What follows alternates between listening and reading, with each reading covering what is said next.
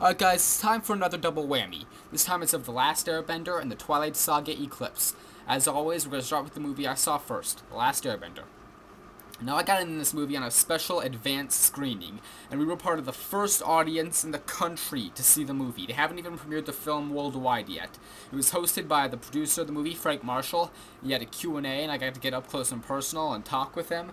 They had a performance by a karate team, and they all dressed up as the characters from the movie and did some amazing stunts. And one of the guys was actually played a Red Power Ranger at some point. And of course we got to watch the movie. And I was blown away. This was such a great start to a franchise. I mean, it was epic. M. Night Shyamalan, as skeptical as I was when I heard he was remaking a really great cartoon, which I really enjoyed. He did an amazing job with this movie, and he's a perfect director for this story and this franchise.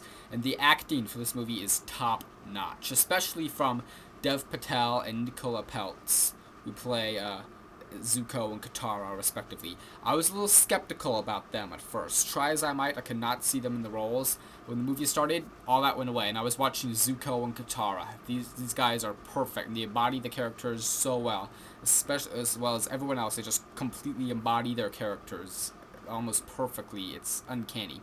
And Dev Patel is a total 180 from when last we left him in Slumdog Millionaire. He is a really threatening, intimidating villain in this one. And I was pleasantly surprised. And I was really surprised with Noah Ringer, who plays Aang.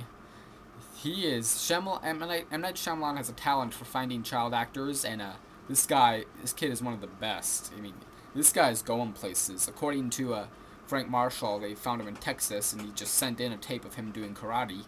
And there we go. So how come I haven't been making any movies lately? But I digress.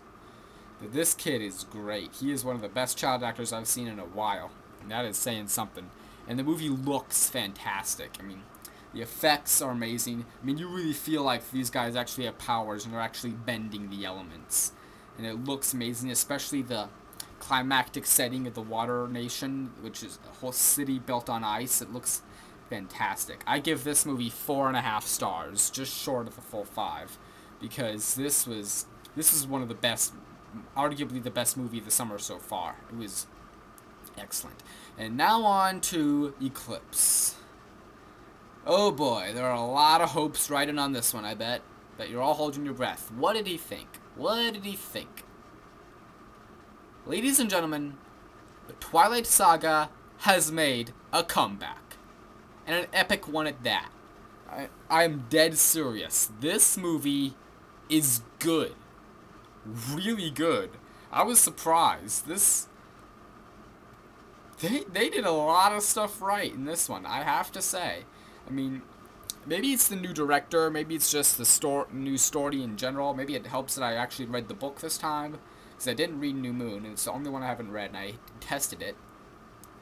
I read all of them except New Moon, and I read this one, and I will say, this was the one that was most different from the books. They did do a lot of changing, a lot of, like, rearranging. They put a lot of scenes from later in the book and, like, stuck them right in the beginning.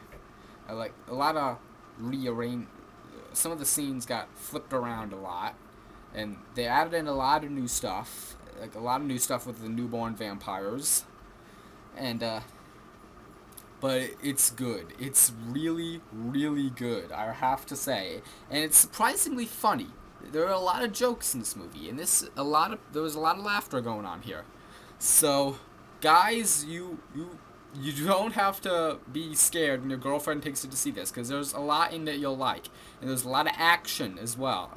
The big final fight between the vampires and the werewolves, that was truly epic, and there's a lot of cool stuff going on here.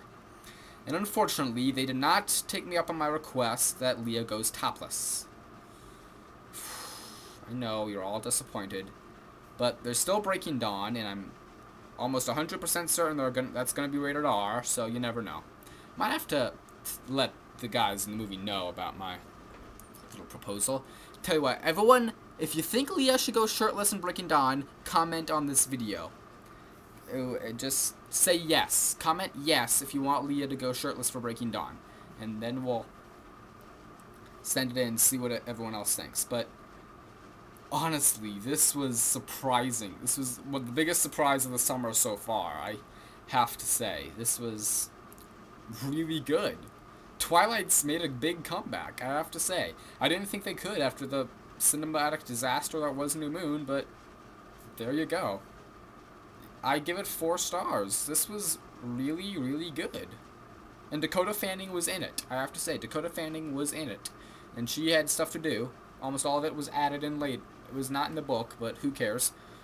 But check this out, man. I mean, this was good. This had a lot going for it, I have to say.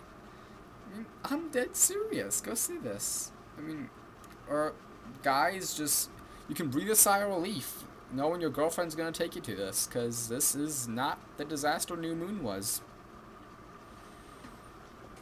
Well, and that's it. I'm out.